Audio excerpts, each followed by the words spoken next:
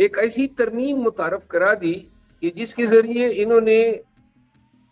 فوجی سربراہان جو ہیں اب فرسٹ ٹائم جو ان کا ٹینیور ہے وہ 5 سال کر دیا گیا ہے جی ایکسٹینشن کا تو قانون پہلے سے موجود ہے ہاں تو لہذا 5 سال پہلا ٹرم ہوگا اور جب ایکسٹینشن بھی ہوگی تو بھی کم از کم 5 سال کے لیے ہوگی یوں 10 سال بنتے میں دن بدن جو ہے اپنے احتجاج کی اسٹریٹجی سے مایوس ہوتا جا رہا ہوں خان نے اس دن بھی کہا احتجاج کمیٹی بنائیں کیوں نہیں ہو رہا ہے ایسے تمام فیصلوں پہ عمل درآمد اگر وہی ہے تو مجھے کسی میٹنگ میں بلایا ہی نہیں گیا ہے مجھے کسی نے یہ بھی نہیں کہا ہے کہ آپ کے کیا فرائض ہیں آپ نے جلسے میں آنا ہے نہیں آنا ہے کوئی دعوت ہی نہیں ہے سب کے ساتھ مل بیٹھ کے احتجاج کریں ورنہ اگر آپ سمجھتے ہیں کہ شیر افضل کو جو ہے احتجاج سے مائنس کر لیں تو اس کا فائدہ تو شیر افضل کو صرف اتنا ہوگا کہ وہ پکڑا نہیں جائے گا پرچے نہیں ہوں گے مار نہیں پڑے گی یہ ڈسپلن کس چڑیا کا نام ہے کون سے ڈسپلن کون سے ہم نے پارٹی کے جو ہے خلاف ورزی کی ہے ہم تو وہ سمجھتے ہیں کہ جو یہ ہماری رائے ہیں احتجاج کے معاملے پہ اس کے مطابق آپ احتجاج کریں اب اس میں پارٹی وائلیشن کہاں سے آ گئی اور اس وقت میں ایک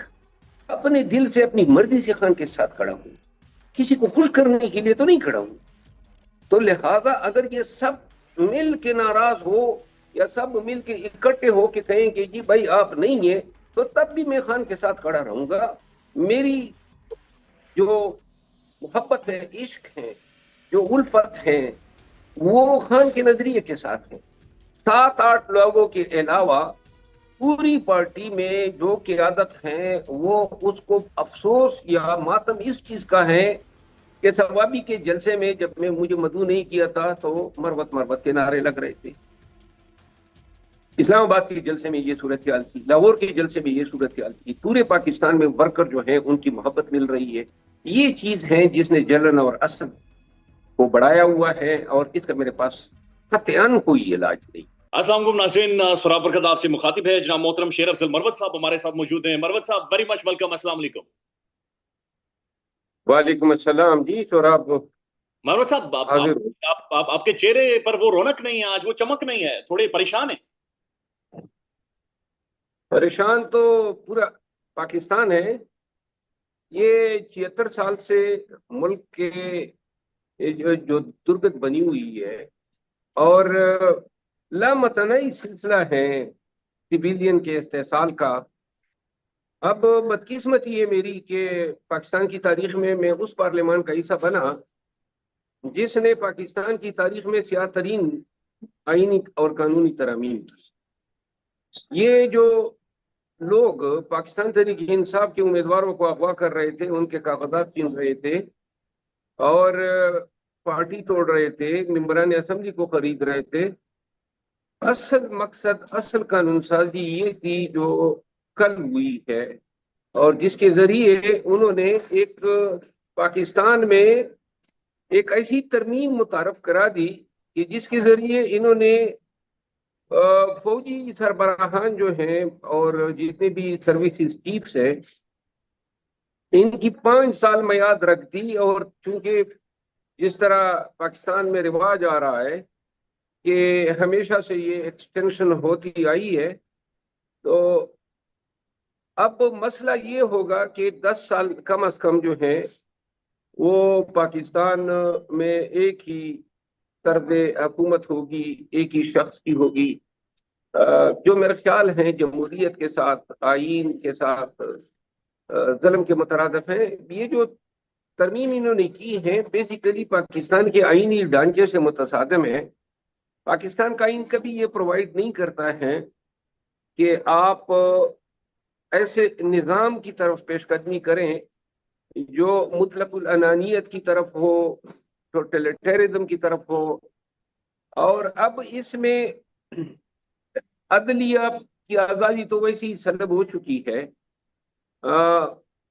اصل ترمیم جو ہے یہ 26ویں آئینی ترمیم اور 27ویں آئینی ترمیم کا شوشہ چھوڑ کے انہوں نے بیسیکلی یہ ترمیم کرنی تھی جو کل انہوں نے کی تاکہ قوم کی توجہ دوسری طرف رہے اور یہ وہی ہینڈ پک لوگ تھے فارم 47 پہ آئے تو ان کو لایا اسی مقصد کے محمد لیے صاحب، گیا تھا کہ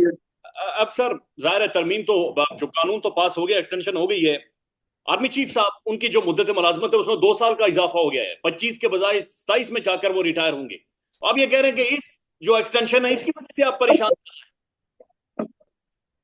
یہ تو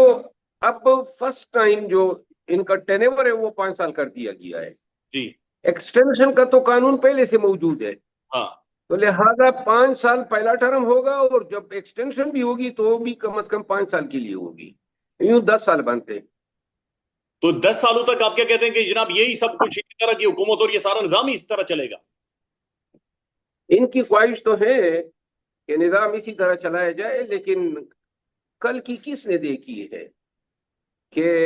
خدا جو فیصلے کرتا ہے اصل میں وہی فیصلے لاگو ہوتے ہیں. لیکن بہرحال بہت افسوس ہوا، آپ نے اداروں میں جو ہیں لوگوں کی پروموشن جو ہے روک دی ہے. خواب رہے گا کسی بھی فوجی کا، نیول آفیسر کا اور ایئر فورس کے آفیسر کا کہ وہ پیک پہ پہنچے. کتنے جرنیل ریٹائر ہو جائیں گے، کتنے senior air vice marshal retire ہوں گے، کیونکہ ہم نے قانون ہی ایسا بنا دیا ہے. یہ قانون جو ہے بیسیکلی صحیح عکاسی کرتا ہے کہ کس طرح ہمارا نظام جو ہے کٹ پتلی بنا ہوا ہے، اور اپنی یا تو اپنی پیروں پہ انہوں نے کلاڑی مار دی ہے. کیونکہ یہ ڈی سی میں ترامیم آ رہی ہے، 90 دن تک لوگوں کو بغیر پوچھے بغیر پیش کیے اٹھایا جا سکے گا. انٹرنمنٹ سینٹر ہے ملک میں، اور ملک میں ہر وہ کام ہو رہا ہے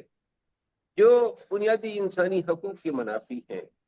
ہر پاکستانی کو ان قوانین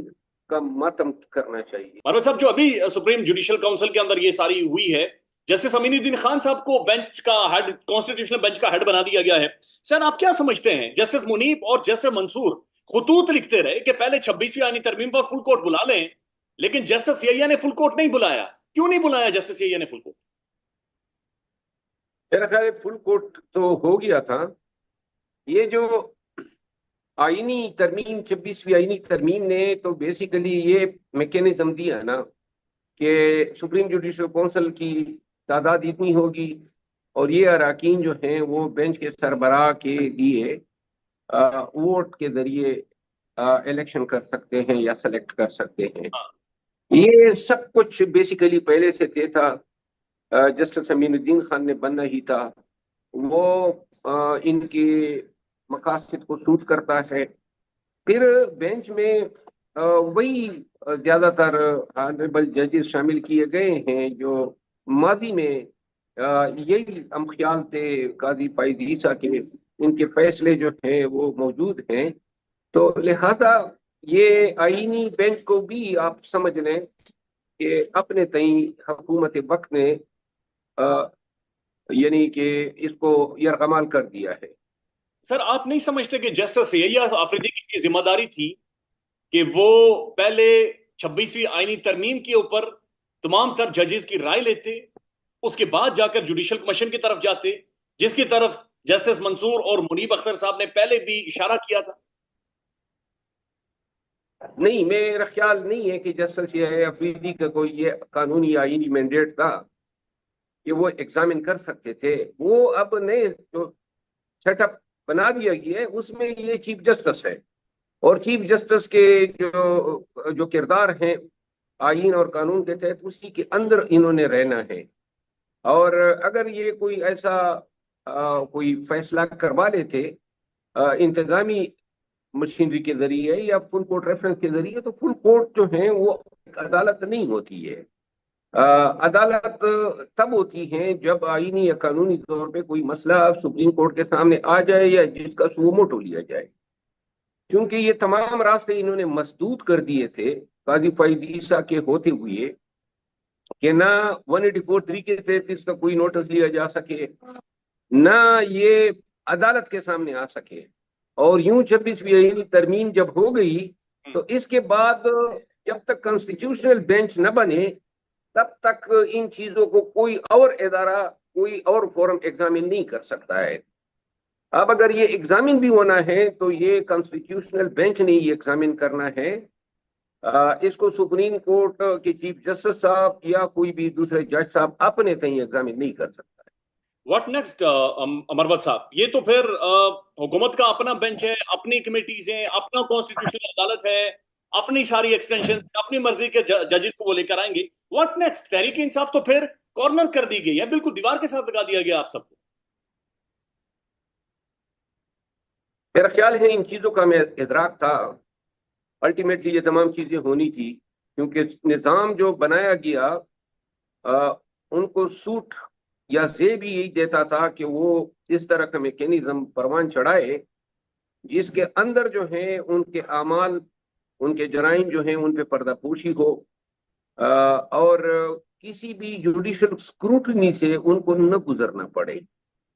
تو تاحال تو یہ اپنے مقصد میں کامیاب رہے ہیں اور ہم ناکام رہے ہیں۔ ہمیں جو اسٹریٹجی ان چیزوں کو روکنے کے لیے ادا کرنی چاہیے تھی وہ اسٹریٹجی ہم نہ اپنا سکے، اور اس تمام نظام کو اس نہج پر پہنچانے کے لیے وہ تمام لوگ اس میں یکساں مجرم ہیں جنہوں نے 26ویں آئینی ترمیم کے لیے ووٹ ڈالا۔ مروت صاحب، عمران خان صاحب یہ کہتے ہیں کہ احتجاج واحد حل ہے۔ اب آپ سمجھتے ہیں آپ کو احتجاج ہوتی ہے، وہ دیکھ رہے ہیں ملک گیر کو تحریک، عوامی تحریک ہے، عوام کا ریئیکشن آپ سڑکوں پر دیکھ رہے ہیں؟ میں نہیں سمجھتا ہوں کہ احتجاج کرنے کے عمل میں بھی ہم شاید اتنے آزاد ہیں۔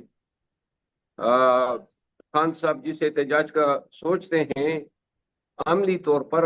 اس احتجاج سے ہم کوسوں دور ہیں۔ میں دن بدن جو ہے اپنے احتجاج کی اسٹریٹجی سے مایوس ہوتا جا رہا ہوں۔ خان نے اس دن بھی کہا احتجاج کمیٹی بنائیں، کیوں نہیں ہو رہا ہے ایسے تمام فیصلوں پہ عمل درآمد جو ہمیں بحیثیت پارٹی اتحاد دے، کنسنسس دے، ہم مل کے قوم کو یہ بتا سکیں کہ قیادت اب اکٹھی بھی ہیں اور آپ کو لیڈ بھی کرنا چاہتی ہے، اور ہر قسم کی مدافعت، ہر قسم کے جبر اور تشدد کو ہم سہنے کی صلاحیت رکھتے ہیں۔ یہ تبھی ممکن ہے جب خان کے اس خواب کو ہم پورا کریں جس کے ذریعے انہوں نے کہا ہے کہ پاکستانیوں کو نکالنا ہے، صرف پی ٹی آئی کا ورکر نہ نکلے، ہر پاکستانی یہ خواہش رکھے کہ انہوں نے پاکستان کے لیے نکلنا ہے اور اس کے لیے موبلائزیشن کرنی ہے۔ لیکن لوگوں میں کہا تو جا رہا ہے کہ سوابی میں آپ اعلان کر دیں گے، کوئی اسٹریٹجی بنا رہے ہیں، کوئی لاہے عمل کا اعلان کر دیں گے، 3-4 لاکھ لوگ سڑکوں پر ہوں گے، آپ لوگ ڈی چوک کی طرف بڑھیں گے، یہ آپ تو بڑے مایوس ہیں۔ میں نہیں سمجھتا کہ ابھی تک سوابی کے جلسے پہ جو آپ کہہ رہے ہیں کوئی میٹنگ ہی نہیں ہوئی ہے۔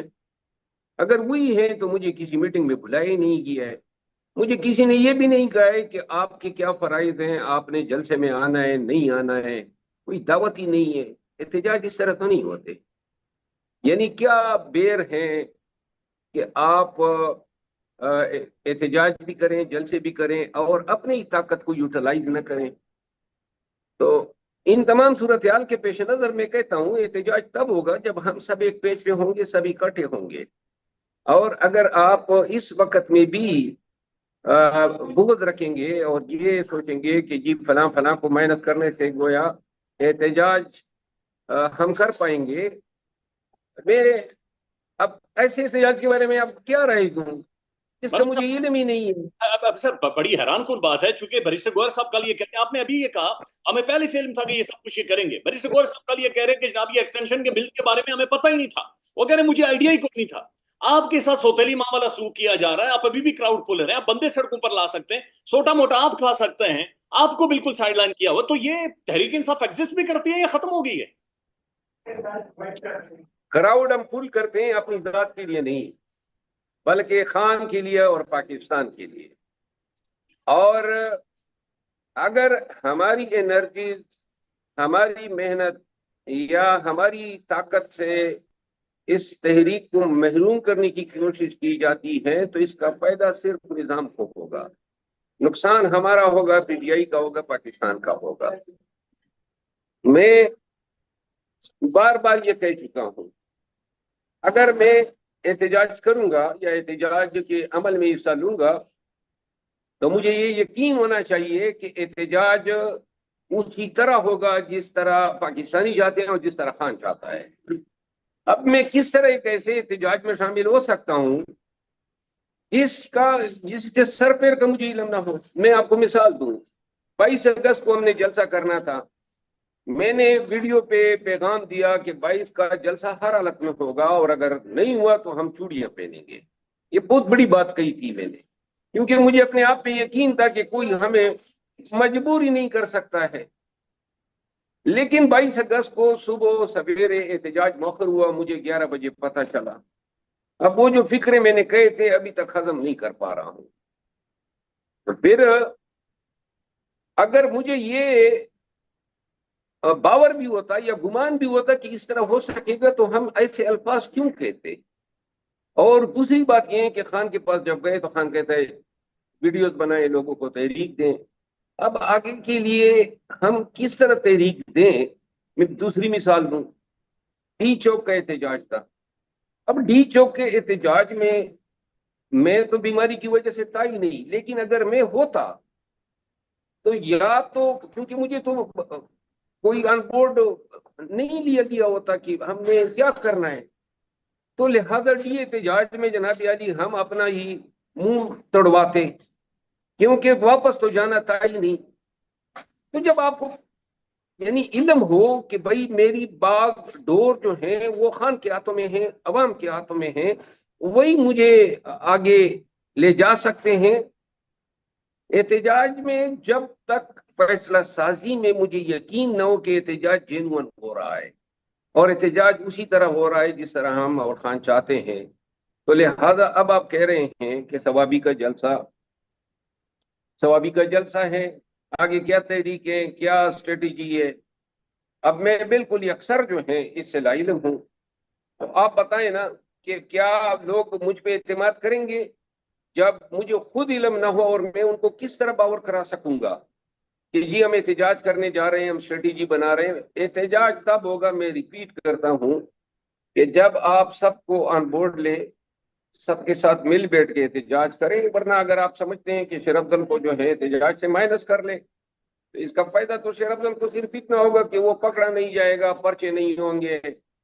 مار نہیں پڑے گی، لیکن اس کا نقصان تو آپ دیکھیں نا، ہزاروں نہیں لاکھوں لوگ میرے ساتھ نکلے تھے۔ مطلب صاحب مسئلہ یہ ہے کہ آپ جو بات کر رہے ہیں یہ مجھے تو ٹھیک ٹھاک سمجھ آ رہی ہے، جو نیچے لوگ کمنٹ کریں گے عوام وہ بھی ٹھیک ٹھاک سمجھ رہی ہے۔ سلمان اکرم راجہ صاحب اور آپ کی پارٹی بار بار وارننگ جاری کرتے ہیں۔ سلمان اکرم راجہ صاحب نے پبلکلی اسٹیٹمنٹ دیا آپ کے بارے میں کہ وہ ڈسپلن کا خیال نہیں رکھیں گے تو جناب ہم اس کے بعد ان کے اوپر یعنی ایک اور ہم ریئیکشن دیں گے۔ آپ نے پھر ٹویٹ کیا، پھر ڈیلیٹ کر دیا۔ واٹس رانگ سر؟ یہ سلمان اکرم راجہ صاحب یہ جو ٹاپ اس وقت یار موجود ہیں، یہ کیوں آپ کو ہضم نہیں کر پا رہے؟ ان کی ذاتی کیا خنس آپ کے ساتھ؟ میرے تو ان کے ساتھ کبھی کوئی مسئلہ نہیں اٹھا ہے۔ خوش آمدید کہا وہ جب سیکرٹری جنرل بنے، خان کے سامنے بات چیت ہوئی، فیصلے سب ان کے سامنے ہوئے۔ آگے سے ان کو ڈسپلن کی پڑی تھی، لوگ یہاں 2 ارب روپے لے کے ووٹ بیچ رہے ہیں اور پارٹی کو توڑ رہے ہیں اور چھوڑ رہے ہیں۔ اگر آسان ہوتا، آپ لوگوں نے تو اپنے تئیں، انہوں نے تو مجھے پارٹی سے بھی نکال دیا تھا، تو میں اپنا ضمیر ہی بیچ دیتا، جا کے اس ملک سے کہیں بھاگ جاتا۔ یہ آئے دن جو ہے تکالیف کا سامنا کرنا پڑتا ہے، کیوں ان کو سمجھ نہیں آ رہی ہے تمام کو کہ ہمیں کاس کے لیے لڑنا ہے؟ ورنہ جب آپ خود اس موقع پہ کہتے ہیں یہ ڈسپلن کس چڑیا کا نام ہے؟ کون سا ڈسپلن؟ کون سے ہم نے پارٹی کے جو ہے خلاف ورزی کی ہے؟ ہم تو وہ سمجھتے ہیں کہ جو یہ ہماری رائے ہیں احتجاج کے معاملے پہ، اس کے مطابق آپ احتجاج کریں۔ اب اس میں پارٹی وائلیشن کہاں سے آ گئی؟ اور اس وقت تک تو ایسا کوئی بیان میں نے دیا ہی نہیں تھا۔ وہ کیوں لوگ مجھے تھریٹ کرتے ہیں؟ میں تو دیکھیے ایک چیز سب کو ذہن میں بٹھانی چاہیے، کوئی مجھے دبا نہیں سکتا ہے اور نہ میں کسی سے دبنے والا ہوں۔ اور دوسری بات، میں ایک اپنے دل سے اپنی مرضی سے خان کے ساتھ کھڑا ہوں، کسی کو خوش کرنے کے لیے تو نہیں کھڑا ہوں۔ تو لہذا اگر یہ سب مل کے ناراض ہو یا سب مل کے اکٹھے ہو کے کہیں کہ جی بھائی آپ نہیں ہیں، تو تب بھی میں خان کے ساتھ کھڑا رہوں گا. میری جو محبت ہے، عشق ہے، جو الفت ہے، وہ خان کے نظریے کے ساتھ ہے. تو آپ لہذا، اور جی جی آپ کی میں نے خان کے ساتھ میں نے تو یہ پورے 9 مئی کے بعد سے لے کر آج تک کوئی مجھے بتا سکتا ہے کوئی فائدہ اٹھایا؟ مربت میں نے صاحب کوئی پارٹی کے آفس میں کوئی بڑا ہی میرے سر پہ تاج رکھ دیا گیا ہو، میں نے کوئی یہاں پہ وزارت مانگی ہو. میں نے تو یہ کہا ہے نا کہ احتجاج کے پروسیس میں مجھے شامل کر، اور احتجاج کے پروسیس میں شامل ہونا یہ ایک خواہش ہے جو کہ ہر پاکستانی کی ہونی چاہیے. اس پر مجھے کوئی بھی دے، اے ٹو زی جتنے لوگ کوئی دھمکیاں دے، ڈسپلن ہے، فلاں ہے، ڈینگ ہے، وہ اگر زیادہ سے زیادہ کیا ہو سکتا ہے، اگر کوئی اتنا تنگ ہے تو میرے لیے تو بڑا آسان ہے. میں آپ کو بات بتا دوں، لاسٹ ٹائم جب انہوں نے کہا کہ جس کو پارٹی سے نکال دیا، تو میں نے اپنے خاندان کے لوگوں کو جمع کیا اور ان کے سامنے یہ تمام مسئلے رکھے کہ جی جن کے لیے لڑ رہے تھے، جن کی شیپیں اور جن کی امید تھی، اب یہ میرے ساتھ یہ کر رہے ہیں، تو اب کیا کریں؟ تو سب نے متفقہ طور پہ کہا، یہاں گاؤں کا گھر میرا جلا دیا گیا، میرے اسلام آباد کا فارم ہاؤس گرا دیا گیا، 47 FIR ہوئے، میرا بردر ان لا مرڈر کر دیا گیا، اور کوئی دن نہیں رہتا ہے، بار بار گرفتاریاں، جہاں یہ اداروں کے لوگ، پولیس ہمارے پیچھے نہ پڑی ہو، زندگی جو ہے انہوں نے جہنم بنائی ہوئی ہے. تو سب نے کہا کہ چھوڑو، کس مصیبت میں پنسے ہو، دبئی میں میری اپنی پراپرٹی ہے، جائیں وہاں پہ اپنی فیملی کو شفٹ کریں. 8 سال 10 سال زندگی رہ گئی ہے، آرام سے گزارے. تو میں نے پھر گور صاحب کو فون کیا، اپنے ریزگنیشن دے دیا. میں نے کہا کہ اگر آپ سمجھتے ہیں کہ میں آپ لوگوں کے ساتھ مس فٹ ہوں تو میں اپنی فیملی کو شفٹ کرنا چاہتا ہوں. I don't want to stay. تو پھر گور نے مجھے بٹھایا، انہوں نے کہا کہ یہ بھی تو خان مخالف قوتوں کی کوششیں ہیں کہ وہ چاہتے ہیں کہ خان کمزور ہو. اب اگر اس ٹائم پہ آپ خان کا ساتھ چھوڑیں گے، میں نے کہا میں نہیں ساتھ چھوڑ رہا ہوں، وہ مجھے نکال رہے ہیں پارٹی کا فورم استعمال کرتے ہوئے، تو میرا کیا نقصان ہوگا؟ میں تو جاؤں گا GBR پہ واک کروں گا، آرام سے میں زندگی گزار سکوں گا. پاکستان میں یہاں رہنا تو دوزخ اور جہنم بنا ہوا ہے. تو تب پھر گور صاحب نے کہا کہ نہیں، اگر آپ اپنے عقل سے کام لیں. جب خان سے میں ملا تو خان نے خود یعنی ان تمام چیزوں کا ان کو ادراک تھا اور ان کو علم تھا، تو انہوں نے مجھے